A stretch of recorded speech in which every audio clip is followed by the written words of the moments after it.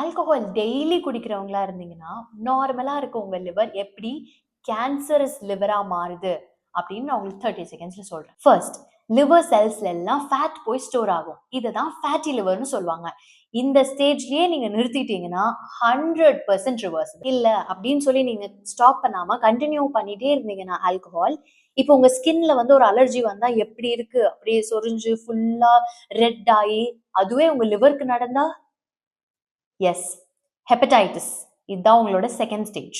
இப்ப ஹெப்படைட்டிஸ் ஒரு inflammatory stage. அப்படின்னா புண்ணாகுது ஆறுது, புண்ணாகுது ஆறுது. அப்போ ஸ்மூத்தா இருக்கிற உங்க லிவர் சர்ஃபேஸ்ல நிறைய சின்ன சின்ன சின்ன சின்ன வீக்கமா வந்து ஒரு பார்க்கவே ரொம்ப ஒரு கொடூரமான ஒரு லிவரா மாறிடும்.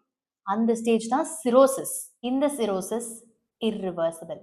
இதுக்கப்புறம் உங்க லிவர்ல வந்து அப்நார்மலா செல்ஸ் எல்லாம் வளர ஆரம்பிச்சு ஹெச்சிசி, ஹெப்படோசெல்லுலர் கார்சினோமா, உங்க லிவருக்கு கேன்சர் வருது. இதுதான் ஃபைனல் ஸ்டேஜ். ஸோ நீங்க ஆல்கஹால் குடிக்கிற ஒரு பர்சனா இருந்தீங்கன்னா the earlier you stop, the better your life gets.